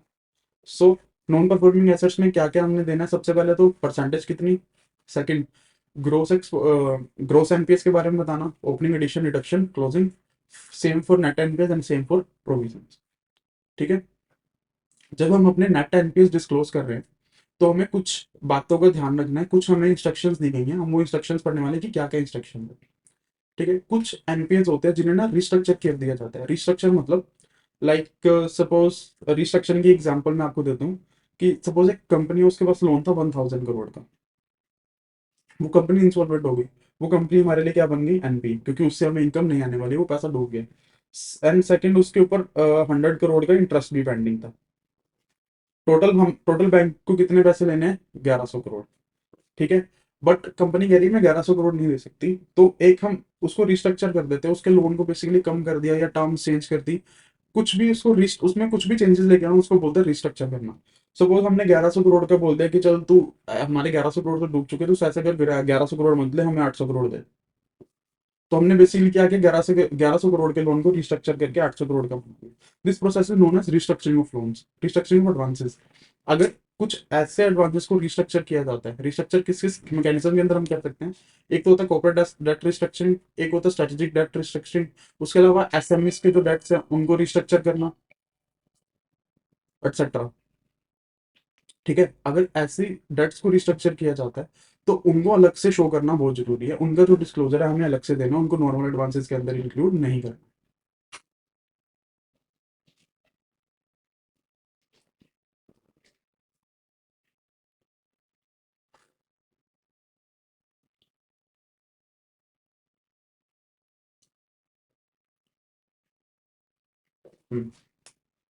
सो अब हम आगे देखते हैं कि जो हमने ये ऊपर डिस्क्लोजर देने एनपीएस के डिस्क्लोजर्स के अंदर हमें कुछ इंस्ट्रक्शंस दी गई हैं, जो हमें इंस्ट्रक्शंस फॉलो करनी है, वो क्या क्या इंस्ट्रक्शंस हैं हम वो देखने वाले हैं। इसके अंदर जो सबसे पहले इंस्ट्रक्शन है वो रिलेटेड टू है रिस्ट्रक्चरिंग एडवांसेस जो रिस्ट्रक्चर किए गए हैं। रिस्ट्रक्चरिंग क्या होता है, बेसिकली जो आपके एडवांसेस हैं उनकी टर्म्स के अंदर चेंज कर देना। फॉर एग्जांपल, एक कंपनी है जिसके ऊपर जो लोन था वो 1000 करोड़ का लोन पेंडिंग था, प्लस हमने उससे 100 करोड़ का क्या लेना था, इंटरेस्ट। टोटल हमने टोटल हमारे हमने पैसा कितना लेना है, 1100 करोड़, बट ये एसेट अब क्या हो चुकी है, एनपी। बैंक को अब इससे पैसा नहीं आने वाला, तो हम एक बोरोवर के साथ एग्रीमेंट कर सकते हैं, या उसके लोन को रिस्ट्रक्चर कर देते हैं कि यार तो 1100 करोड़ तो नहीं दे सकता, चल ऐसा कर 1100 करोड़ की जगह हमें 700 करोड़ दे दे। तो हमने बेसिकली क्या किया, लोन को रिस्ट्रक्चर कर दिया। लोन को रिस्ट्रक्चर किन किन मैकेनिज्म के अंदर किया जा सकता है, वो सीडीआर मैकेनिज्म हो सकता है, जिसको कॉर्पोरेट डेट रिस्ट्रक्चरिंग बोलते हैं, स्ट्रेटेजिक डेट रिस्ट्रक्चरिंग होती है, और या एसएमई लोन्स को जब रिस्ट्रक्चर किया जाता है तो उसको एसएमई डेट रिस्ट्रक्चरिंग किया जाता है। ठीक है, इस इन कैटेगरीज में या किसी भी कैटेगरीज के अंदर अगर किसी भी एडवांस को रिस्ट्रक्चर किया जाता है तो उसका जो डिस्क्लोजर है वो हमें सेपरेटली शो कर। ठीक है, और जो क्या होता है, जो रिस्ट्रक्चर एडवांसेस होते हैं उनको उनकी जो क्लासिफिकेशन है कि रिस्ट्रक्चर्ड एडवांसेस में से स्टैंडर्ड कौन से हैं, सब स्टैंडर्ड कौन सा, डाउटफुल कौन सा, लॉसेस कौन सा, उनका भी जो डिस्क्लोजर है वो अलग से देना है। स्टैंडर्ड रिस्ट्रक्चर्ड अकाउंट्स कौन से होते हैं? स्टैंडर्ड रिस्ट्रक्चर्ड अकाउंट और दोज अकाउंट जिसके अंदर इनहेरेंट क्रेडिट वीकनेस है वो कम होती है या एग्जिस्ट ही नहीं करती है, हम उनको स्टैंडर्ड स्टैंडर्ड लोन की तरह ट्रीट करते हैं। अगर हमारा रिस्ट्रक्चर लोन स्टैंडर्ड कैटेगरी के अंदर आता है तो हमें उसको डिस्क्लोज नहीं करना है, बट हमें ये जरूर चेक करना है कि क्या उनके अंदर इनहेरेंट क्रेडिट वीकनेस अभी एग्जिस्ट करती है या नहीं करती। वो हम किस किस तरीके से चेक कर सकते हैं, हम उसके ऊपर उस क्या क्या क्राइटेरिया हम वो देखने वाले हैं। सबसे पहले तो ऐसे स्ट्रक्चर अकाउंट जिनको रिस्ट्रक्चर किया जाता है, पहले 2 साल तक उनके ऊपर हायर प्रोविजन रखी जाती है। हायर प्रोविजन क्यों रखी जाती है? क्योंकि ये लोन पहले ही एनपीएस थे, उनको रिस्ट्रक्चर कर इनको हमने बेसिकली क्या करा, रिस्ट्रक्चर करा। रिस्ट्रक्चर करके हम रिस्ट्रक्चर इसलिए किया गया ताकि हमें बैंक को कुछ पैसा रिकवर हो जाए, कुछ तो इनकम आनी इससे शुरू। तो बट है तो अकाउंट रिस्की ही, इसलिए इनके ऊपर नॉर्मल से ज्यादा प्रोविजंस पहले 2 साल तक बनाई जाती है। ठीक है। सेकंड, ऐसे जो रिस्ट्रक्चर लोन्स हैं जिनका जो अनरेटेड है, उनके अंदर जो रिस्क वेट है उसको 25% पॉइंट ज्यादा रखा जाता है, क्योंकि इनके अंदर जो इनहेरेंट रिस्क है वो ज्यादा रहता है। ठीक है। जब इन एसेट्स का जो प्रिस्क्राइब टाइम है वो पूरा हो जाता है, लाइक हमने पढ़ा कि 2 साल तक हायर प्रोविजन रखनी है। जब ये 2 साल तक पूरा हो जाता है तो हम इनको बोलते हैं कि ये स्टैंडर्ड लोन्स हो चुके हैं, तब इनका डिस्क्लोजर देना हमें जरूरी नहीं है। तब ये बोलते हैं कि ये जो लोन्स है वो अपग्रेड हो चुके हैं। जो रिस्ट्रक्चर लोन इनको अपग्रेड करना, अपग्रेड बेसिकली कि अगर सब स्टैंडर्ड और कुछ डाउटफुल स्ट्रक्चर लोन थे वो अपग्रेड होकर स्टैंडर्ड कैटेगरी में आए, उनके हमने क्या बनानी, general provision. General provision general provision जब खत्म हो जाएगी तब जो ये लोन है ये नॉर्मल लोन की तरह बन जाएंगे। बट हमें हर बैलेंस शीट डेट पे ये जरूर चेक करना है कि क्या इनकी फेयर वैल्यू के अंदर जो पैसे रिकवर होने वाले हैं, उसकी वैल्यू के अंदर कुछ रिडक्शन आई है या नहीं है। इनकेस कुछ रिडक्शन आती है तो उसके लिए जो नेसेसरी प्रोविजंस बनानी चाहिए हमें वो बनानी है। ठीक है। जब ये लोन्स इनका टाइम पूरा हो जाता है, ये हायर प्रोविजन से नॉर्मल प्रोविजन वाली रेंज में चले जाते हैं, इनका जो डिस्क्लोजर है वो करने की हमें जरूरत नहीं पड़ती। इसके अलावा बैंक को अपने पास इंटरनल रिकॉर्ड्स मेंटेन करने हैं कि कौन कौन से अकाउंट रिस्ट्रक्चर किए गए, एंड उनकी कोई वैल्यू में अगर डिमिनिशन या जिसको हम कहते हैं कि रिडक्शन इन फेयर वैल्यू अगर आ रही है नहीं आ रही, हमें वो देखना है। ठीक है। उसके अलावा हमें इन चीजों का भी डिस्क्लोजर, सिर्फ ये नहीं है कि जो अकाउंट्स अपग्रेड हुए हैं सिर्फ उनका डिस्क्लोजर देना है। जो अकाउंट डाउनग्रेड हुए हैं, लाइक जो पहले स्टैंडर्ड कैटेगरी में थे वो सब स्टैंडर्ड में चले गए, डाउटफुल में चले गए, लॉस में चले गए, उनका भी हमें डिस्क्लोजर देना है। ठीक है। अगर हमारे पास पॉइंट निकल के आता है, जब हम रिस्ट्रक्चर अकाउंट्स को डिस्क्लोज करना है तो हमें उस बोरोवर के जितने भी अकाउंट्स हैं उन सबका डिस्क्लोजर देना है। लाइक फॉर एग्जांपल एक पर्सन है, उसके पास एक सीसी लिमिट है 10 करोड़ की सीसी। उसका उसके पास एक टर्म लोन है 15 करोड़ का, और उसके पास सपोज 2 ही आइटम्स है उसके पास, जो उसका जो रिस्ट्रक्चरिंग की जाती है वो टर्म लोन की जाती है। तो जो हमें डिस्क्लोजर देना है वो एक तो सीसी का भी देना है एंड जो टर्म लोन है उसका भी देना है।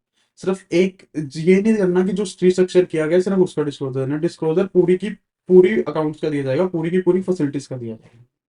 Okay. Next point is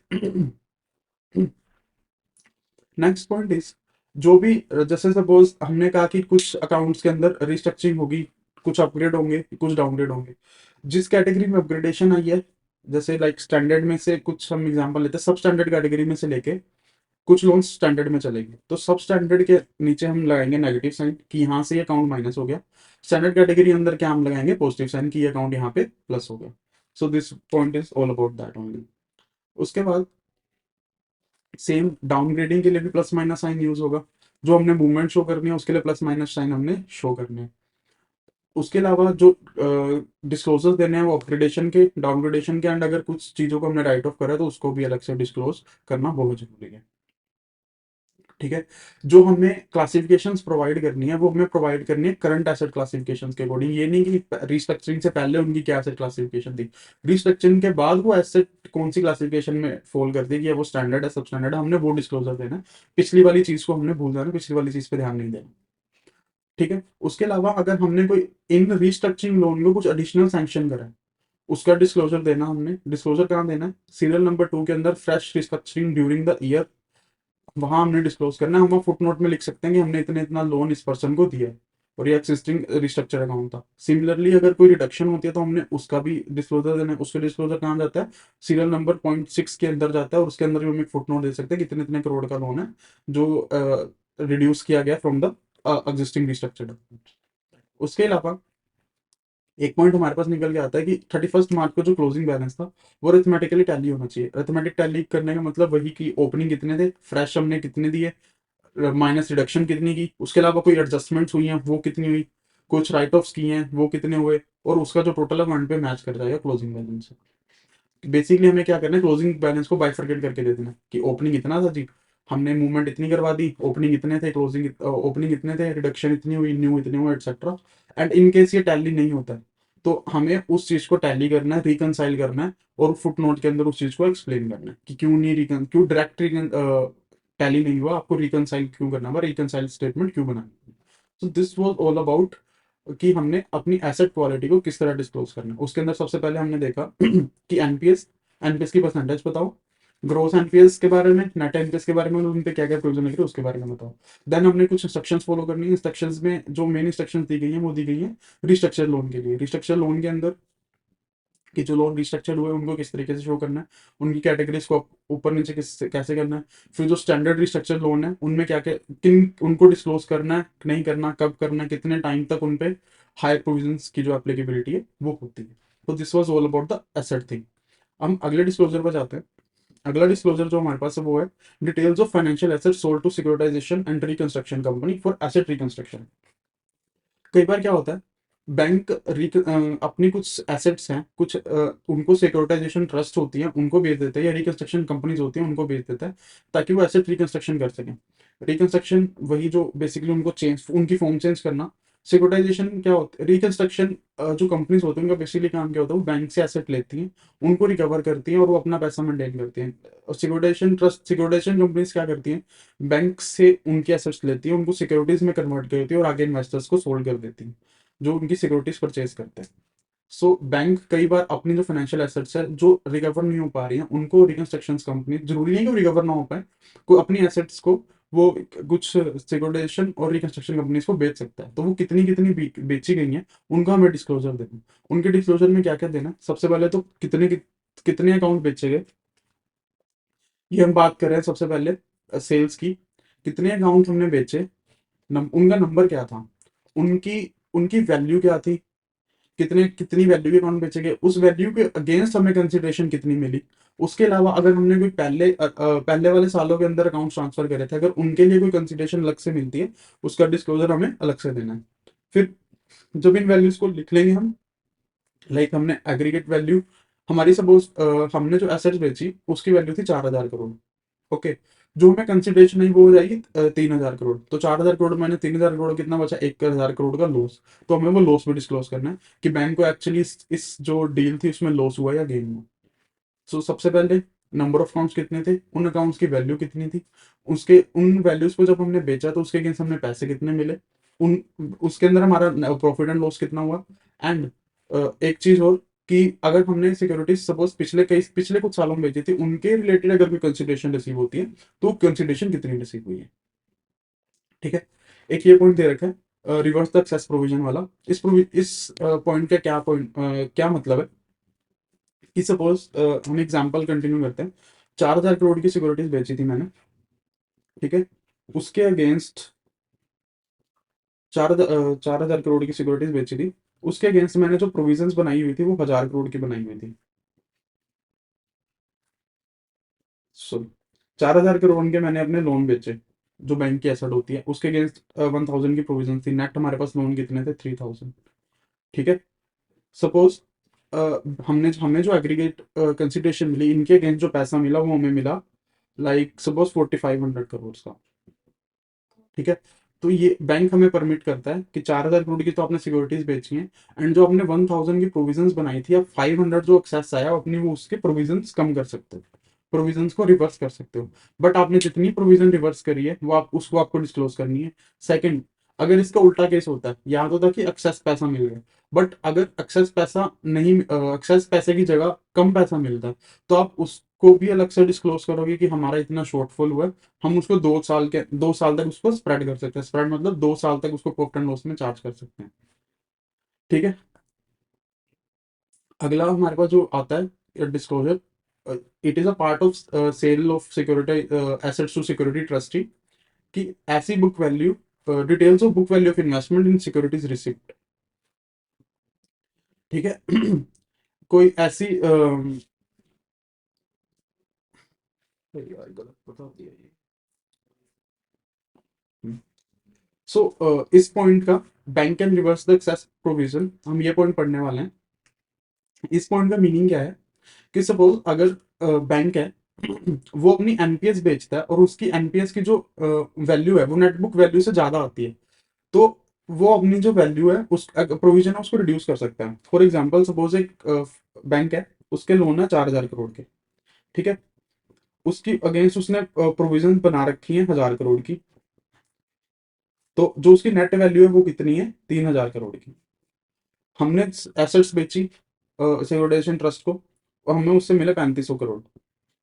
so हमें प्रोविजन फॉर सेल, प्रोविजन से सेल से कितना पैसा मिला, 3,500 करोड़। हमारी नेटबुक वैल्यू कितनी थी, 300 करोड़। हमें एक्सेस कितना मिला, 500 करोड़। तो जो ये 500 करोड़ आया, 500 करोड़ से हम अपनी जो प्रोविजन है उनको रिवर्स कर सकते हैं। जो हमने 1,000 करोड़ की रिविजन, जो 1,000 करोड़ की प्रोविजन बनाई थी उसको रिवर्स किया जा सकता है।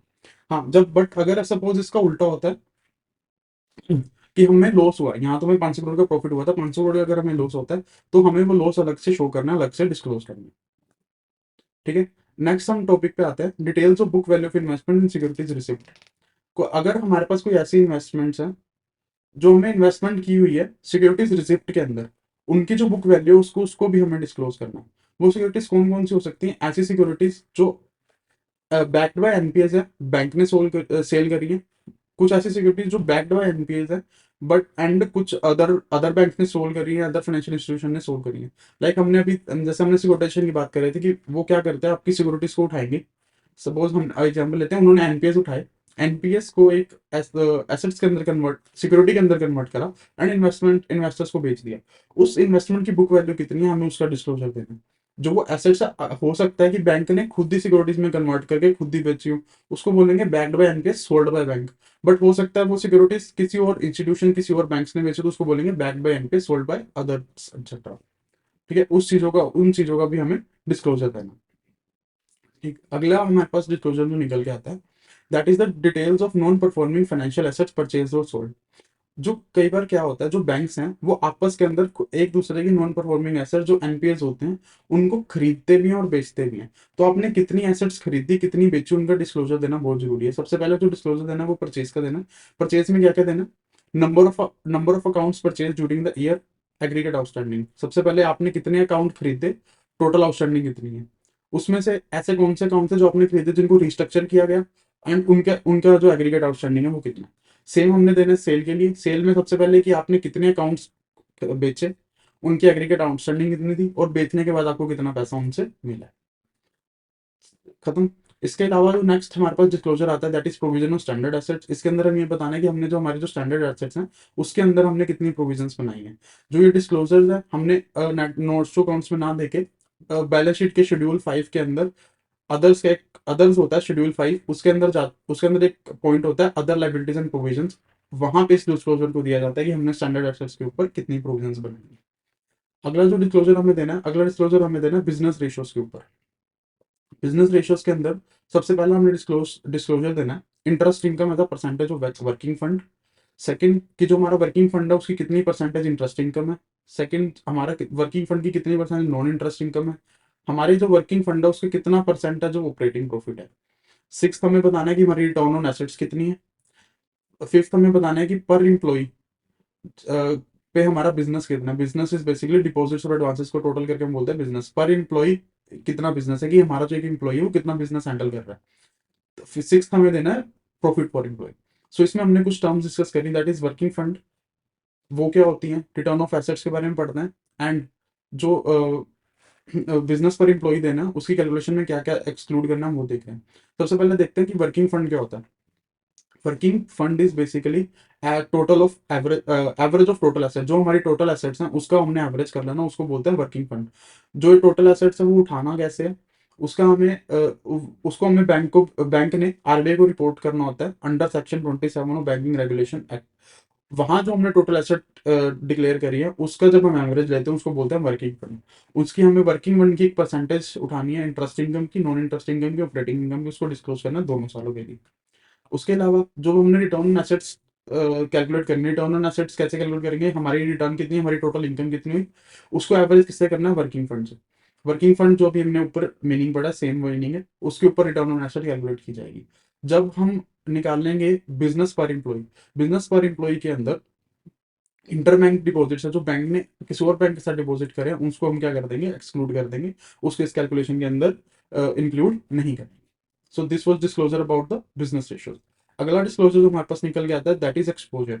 एक्सपोजर किस किस का, हमें इसमें दो एक्सपोजर के डिस्क्लोजर पड़ेंगे, एक exposure to real estate and exposure to capital market. Exposure to real estate sector की, बैंक रियल एस्टेट सेक्टर के अंदर जितने रिस्क हो सकते हैं उसके अंदर बैंक किस तरह से एक्सपोज है। सो बैंक दो तरह से एक्सपोज हो सकता है, पहला is direct exposure, second is indirect exposure. Direct exposure में सपोज मैं एक पर्सन हूँ, मैंने अपनी रेजिडेंशियल प्रॉपर्टी गिरवी रखी है, तो अगर स्टॉक मार्केट, अगर रियल एस्टेट सेक्टर गिरेगा, मेरी प्रॉपर्टी की वैल्यू गिरेगी। तो हो सकता है सपोज मैंने लोन लिया था 10 करोड़ का, मेरी प्रॉपर्टी की वैल्यू थी 15 करोड़, मार्केट गिरा, मेरी वैल्यू रहेगी 8 करोड़। बैंक तो 2 करोड़ से अनसिक्योर्ड लोन, बैंक का जो लोन है वो 2 करोड़ से क्या होगा, अनसिक्योर्ड। बैंक के ऊपर क्या आ गया, रिस्क आ गया, उस चीज को डिस्क्लोज करना। सेम अगर मैंने प्रॉपर्टी दी है, कोई कमर्शियल रियल एस्टेट है, वो लाइक ऑफिस है, ऑफिस बिल्डिंग है, रिटेल स्पेस एक्सेट्रा, उसके थ्रू बैंक अपने आप को डिस्क्लोज करता है, उसका डिस्क्लोजर देना बैंक को जरूरी है। अगर बैंक ने कोई मॉर्गेज बैक सिक्योरिटीज के अंदर इन्वेस्टमेंट कर रखा है, कोई ऐसी सिक्योरिटीज में इन्वेस्टमेंट कर रखा है जो रेजिडेंशियल और कमर्शियल रियल एस्टेट के ऊपर बेस है, उनका डिस्क्लोजर देना। ये these are were the direct exposure, क्योंकि इसके अंदर बैंक डायरेक्ट मार्केट, डायरेक्ट के पास जो बैंक के पास सिक्योरिटीज रखी गई हैं वो डायरेक्ट रियल एस्टेट सेक्टर पर डिपेंड करती है। इनडायरेक्ट एक्सपोजर में क्या होता है, सपोज किसी ने नेशनल हाउसिंग बैंक और हाउसिंग हाउसिंग फाइनेंस कंपनीज को लोन दे रखा है, फंड बेस्ड या नॉन फंड बेस्ड एक्सपोजर उनको प्रोवाइड कर रखा है। जो ये कंपनीज हैं, इन कंपनीज की इन कंपनीज की सोलवेंसी, इन कंपनीज की इनकम किस चीज पे डिपेंड करती है, रियल एस्टेट सेक्टर पे। तो इन अगर ये इफेक्ट होगी तो बैंक के जो एक्सपोजर है वो इफेक्ट होगा। सो इस केस में क्या है कि बैंक डायरेक्टली एक्सपोज नहीं है बट इनडायरेक्टली एक्सपोज जरूर है, तो इस चीज का एक्सपोज देना, इस चीज का डिस्क्लोजर देना। तो जब डायरेक्ट एक्सपोजर और इनडायरेक्ट एक्सपोजर का टोटल कर दिया जाएगा तो वो क्या बन जाएगा, total exposure to real estate sector. ठीक है। अगला जो हमें डिस्क्लोजर देना है वो डिस्क्लोजर देना है exposure to the capital market. Exposure to the credit market में सबसे पहली चीज आती है डायरेक्ट इन्वेस्टमेंट। अगर बैंक ने कोई इक्विटी शेयर्स में, कन्वर्टेबल बॉन्ड्स में, कन्वर्टेबल डिबेंचर्स में, या बेसिकली कुछ भी ऐसी चीज जो मार्केट से लिंक्ड है उसके अंदर डायरेक्ट इन्वेस्टमेंट कर रखी है, उसका डिस्क्लोजर देना। सेकंड, मैंने कुछ शेयर्स, मैंने जो चीजें को एज अ कोलेट्रल दी, एज अ गिरवी जो चीजें मैंने रखी वो मैंने रखी शेयर्स, बॉन्ड, डिबेंचर्स, इनकी वैल्यू ही मार्केट के ऊपर डिपेंड है। अगर उसके अगेंस्ट बैंक ने कुछ एडवांसेस इशू कर रखे हैं तो उनका उनका डिस्क्लोजर देना। सेकंड, सपोज कुछ ऐसी चीजें जो एक्चुअली तो पहले उनकी वैल्यू मार्केट पे डिपेंड नहीं थी, लाइक बॉन्ड्स है, डिबेंचर्स है, उनकी वैल्यू तो फिक्स रहती है, वो एक रिडीमेबल होते हैं, एक पॉइंट के बाद उतने पैसे हमें मिले जाने हैं, बट वो कन्वर्टेबल हो गए, वो कन्वर्टेबल थे। मत कन्वर्टेबल बॉन्ड्स क्या होते हैं कि वो है तो बॉन्ड्स, बट एक स्पेसिफिक पीरियड के टाइम अगर हम चाहें पैसा लेने की बजाय उनको सिक्योरिटीज के अंदर कन्वर्ट करवा सकते हैं। ठीक है। अगर तो ऐसे ऐसे बॉन्ड्स हैं तो एट देन तो क्या है कि वो अगर मार्केट इक्विटी में कन्वर्ट हो जाएंगे तो बैंक तो मार्केट कैपिटल रिस्क को एक्सपोज हो गया, तो हमें उन चीजों का भी डिस्क्लोजर देना। सेकंड, फोर्थ, सपोज कि बैंक ने लोन दिया, उसके अंदर बैंक ने दो सिक्योरिटीज ली, एक तो सिक्योरिटीज ले ली उसने जो प्रॉपर्टी, सेकंड बैंक ने सिक्योरिटीज ली शेयर्स एक्सेट्रा। तो जो तो सिक्योरिटी वाला पार्ट है वो उसको रियल रियल एस्टेट एक्सपोजर के अंदर डिस्क्लोज करना पड़ेगा, जो शेयर वाला पार्ट है वो उसको कहाँ डिस्क्लोज करना पड़ेगा, कैपिटल मार्केट रिस्क एक्सपोजर के अंदर डिस्क्लोज करना पड़ेगा। ओके। उसके अलावा सपोज बैंक ने कुछ सिक्योर्ड या अनसिक्योर्ड एडवांसेस किसको दे रखे हैं, स्टॉक ब्रोकर्स को दे रखे हैं या उनके बिहाफ पे गारंटीज इशू कर रखी हैं, उसका डिस्क्लोजर देना। बैंक ने कुछ कॉर्पोरेट्स को लोन सैंक्शन किए हुए हैं, लोन दिए किस पर्पज से है, ताकि क्योंकि स्टॉक मार्केट में कंडीशन होती है कि प्रमोटर्स के पास एक स्पेसिफिक अमाउंट ऑफ शेयर्स होने ही चाहिए, उस कंडीशन को फुलफिल करने के लिए सपोज एक प्रमोटर किससे लोन लेता है, बैंक से लोन लेता है, तो एट द एंड क्या है कि जो बैंक का पैसा है वो कहाँ लगा हुआ है, मार्केट के अंदर, मार्केट की वैल्यू के ऊपर बैंक का पैसा डिपेंड करता है, तो उस चीज का भी डिस्क्लोजर देना। उसके अलावा अगर ब्रिज लोन्स प्रोवाइड किए गए हैं, ब्रिज लोन्स क्या होते हैं, बेसिकली शॉर्ट टर्म लोन्स होते हैं जो बैंक्स प्रोवाइड करता है फॉर द डेली नीड, जो normally ranges, bridge loan normally ranges from 3 weeks to 3 months, but ये जनरली शॉर्ट टर्म के लिए लिए जाते हैं, उसको ब्रिज लोन्स कहते हैं। अगर ब्रिज लोन्स लिए ही इसलिए गए हैं कि उनका पैसा आएगा या नहीं आएगा, वो डिपेंड करेगा कि इक्विटी से कितना पैसा आने वाला है, तो अल्टीमेटली क्या है कि बैंक है जो वो कैपिटल मार्केट से के रिस्क से एक्सपोज हो चुके हैं, तो इसलिए उसको भी डिस्क्लोज करना बहुत जरूरी है। उसके अलावा बैंक ने कोई अंडर राइटिंग कमिटमेंट्स की, अंडर राइटिंग कमिटमेंट्स क्या होती हैं, जब कंपनी सपोज एक कंपनी शेयर लेके आई, शेयर इशू लेके आई, कंपनी शेयर इशू लेके आई सपोज 5,000 करोड़ का, बट कंपनीज को डर है कि शायद हो सकता है कि हमारे जो बैंक्स हैं, जो शेयर होल्डर्स हैं, वो इतनी सिक्योरिटीज होल्ड ही ना कर, इतनी सिक्योरिटीज को सब्सक्राइब ही ना करें, लाइक आईपीओ आया, जरूरी तो नहीं पूरी पूरी सिक्योरिटीज सब्सक्राइब हो जाएंगी। तो बैंक्स क्या करते हैं, बैंक से कोई भी कंपनीज क्या करती है, अंडर राइटर्स हायर करती है। अंडर राइटर्स बेसिकली क्या करते हैं कि सपोज आप 100 करोड़ का इशू लेके आए, 100 करोड़ में से अगर तो वो ओवर सब्सक्राइब हो गया तो ओके, हम अपनी फीस लेंगे, साइड हो जाएंगे। बट अगर आपका जो सब्सक्रिप्शन है वो कम रहेगा, लाइक 100 करोड़ का आईपीओ आया था, लेकिन पब्लिक ने सब्सक्रिप्शन दी सिर्फ 80 करोड़ की, 20 करोड़ की सब्सक्रिप्शन हुई नहीं, तो जो वो 20 करोड़ की सब्सक्रिप्शन है वो कौन किसको करनी पड़ेगी, अंडर राइटर्स को करनी पड़ेगी। वैसे ही अगर बैंक ने किसी को अंडर राइटिंग कमिटमेंट दी है तो वो भी मार्केट रिस्क से एक्सपोज है, तो उसको भी डिस्क्लोज करना बहुत जरूरी है। उसके अलावा अगर बैंक ने स्टॉक ब्रोकर्स को मार्जिन ट्रेडिंग के लिए कोई फाइनेंसिंग दी है, वेंचर कैपिटल फंड्स को कोई एक्सपोजर दिया है, कोई फंड बेस या नॉन फंड बेस दिया है, तो उसको भी यहाँ डिस्क्लोज करना बहुत जरूरी है। सो ठीक है, दिस वाज की क्या क्या चीजें हमने डिस्क्लोज करनी है रिलेटेड टू, अगर उनका एक्सपोजर रियल मार्केट सेक्टर से कितना है, उनका एक्सपोजर कैपिटल मार्केट से कितना है। रीजन मीन क्योंकि अगर दोनों मार्केट में कुछ रिस्क आता है तो देर आर चांसेस कि यहाँ भी रिस्क, यहाँ भी उनकी वैल्यू डिक्लाइन होगी, बैंक को लॉस हो सकता है, इसलिए उनको इनको अलग से डिस्क्लोज करना बहुत जरूरी है। ताकि अगर हम ताकि डिस्क्लोजर का बेसिक पर्पस वही है कि जो यूजर्स हैं वो अपने इन्फॉर्म डिसीजन सही तरीके से ले सकें। ओके, ठीक है। उसके अलावा एक हमने पॉइंट दे रखा है, कई कई सिचुएशंस में क्या होता है, इक्विट सपोज हम एग्जांपल लेते हैं, एक पार्टी है वो इंसॉल्वेंट हो चुकी है, ठीक है, बैंक का उसकी रिस्ट्रक्चरिंग होनी है, लिक्विड लिक्विड जो कंपनी है वो इंसॉल्वेंट हो चुकी है, उसकी जो फेयर वैल्यू ऑफ एसेट्स हैं वो बहुत कम हो चुकी है, उसके करके किसको नुकसान हुआ, बैंक को या किसी भी एंटिटी को नुकसान हुआ, तो वो इस सेक्रीफाइस को भरने के लिए क्या करते हैं, अपने कुछ शेयर्स इशू कर देते हैं, ठीक है। अब शेयर इशू करने से क्या होगा कि बैंक के पास जो सिक्योरिटीज पहले तो लोन की फॉर्म में पड़ी थी, अब वो शेयर्स के फॉर्म में आ गई, तो कैपिटल मार्केट को एक्सपोज हो गए, तो उन्हें उसकी डिस्क्लोजर करनी पड़ेगी। एंड कैपिटल मार्केट एक्सपोजर की लिमिट होती है कि आप इससे ज्यादा कैपिटल मार्केट के अंदर पैसा नहीं दे सकते, कैपिटल मार्केट के रिस्क के रिलेटेड अपने आप को इससे ज्यादा एक्सपोज नहीं कर सकते। बट अगर कैपिटल मार्केट एक्सपोजर की लिमिट इसके करके बढ़ी है कि किसी बंदे ने आपको लॉस, अपना जो लॉस हुआ था उसको भरने के लिए आपको शेयर इशू करे हैं, तो आपको वो भी चीज अलग से डिस्क्लोज करनी है, वो आपको छुपाना नहीं है, वो चीज अलग से डिस्क्लोज करनी है कि जो हमारी लिमिट है वो इस करके इंक्रीज हुई है, इस करके हम लिमिट से ऊपर गए हैं। उसके अलावा हमने जैसे अभी पढ़ा था कि कुछ डेट होते हैं जो इक्विटी में कन्वर्ट हो जाते हैं, अगर कुछ ऐसा डेटा जो इक्विटी में कन्वर्ट हो जाता है वो सीएमई लिमिट से बाहर होता है, उसको सीएमई लिमिट की कैलकुलेशन के अंदर काउंट नहीं किया जाता, ठीक है। अगला जो हमारे पास डिस्क्लोजर निकल के आता है, that is the disclosure for the details of single borrower limit. Single borrower limit या ग्रुप बोरोवर लिमिट में क्या होता है कि जो रेगुलेशंस है वो लिमिट लगाती हैं कि आप एक पर्सन को इससे ज्यादा एक्सपोजर नहीं दे सकते, इससे ज्यादा रीजनिंग मीन अगर एक पर्सन को एक लिमिट से ज्यादा एक्सपोजर दिया जाएगा एंड वो अगर पर्सन इंसॉल्वेंट हो जाता है, वो एनपीए में कन्वर्ट हो जाता है, तो बैंक को बहुत ज्यादा नुकसान होगा, इसलिए वहां पे लिमिट्स लगाई जाती हैं।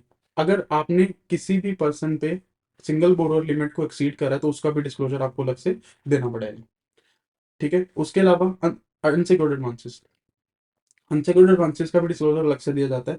दिया क्यों जाता है, ताकि ट्रांसपेरेंसी बने और जो भी फाइनेंशियल पोजीशन है उसकी करेक्ट रिफ्लेक्शन हो। अनसिक्योर्ड एडवांसेस को शो कहाँ किया जाता है, बैंक की बैलेंस शीट का एक शेड्यूल 9 होता है जिसका नाम ही अनसिक्योर्ड एडवांसेस होता है, उसके अंदर इन जितनी भी अनसिक्योर्ड एडवांसेस की अमाउंट है उसको शो किया जाता है।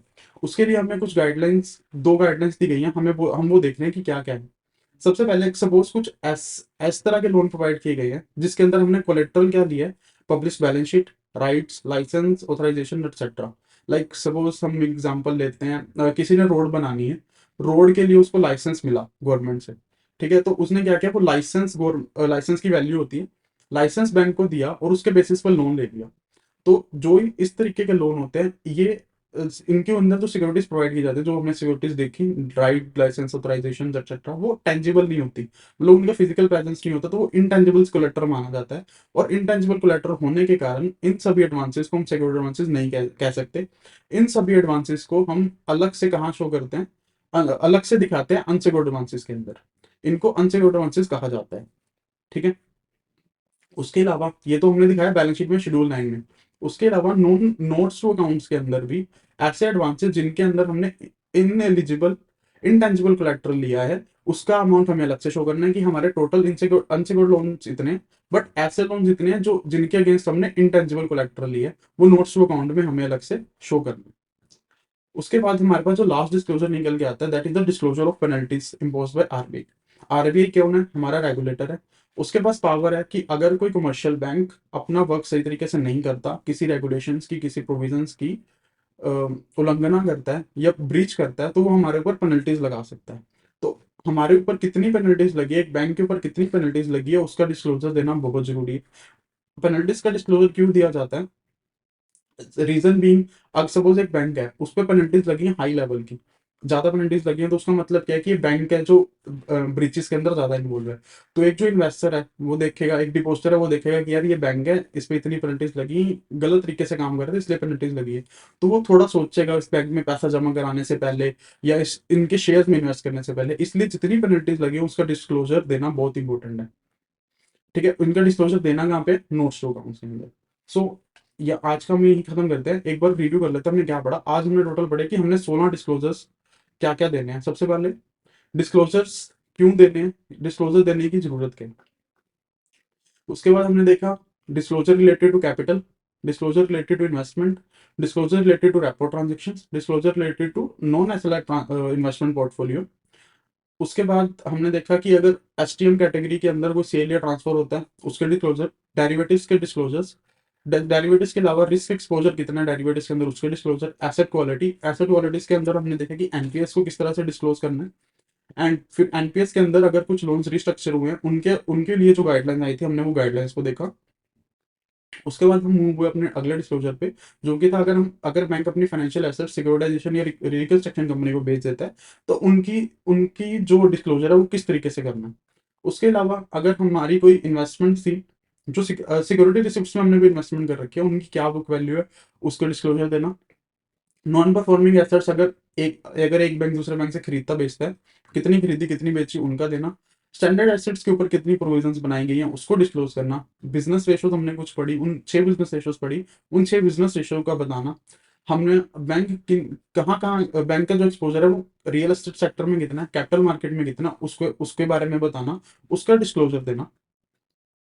उसके बाद अगर बैंक ने सिंगल बोरोवर लिमिट या ग्रुप बोरोवर लिमिट को एक्सीड करा है उसका डिस्क्लोजर देना। अनसिक्योर्ड एडवांसेस का डिस्क्लोजर देना। अनसिक्योर्ड एडवांसेस में हमने देखा कि जो इंटेंजिबल कोलेट्रल होता है वो अनसिक्योर्ड पार्ट माना जाता है, तो जो लोन है उसको अनसिक्योर्ड एडवांस कहा जाता है, उसको अलग से डिस्क्लोज करना। उसके अलावा अगर आरबीआई ने हमारे ऊपर कोई पेनल्टीज लगाई हैं तो उसको अलग से डिस्क्लोज करना। सो आज के लिए सिर्फ इतना ही। अगर आपको कोई डाउट है feel free to ask in Telegram group. Bye bye.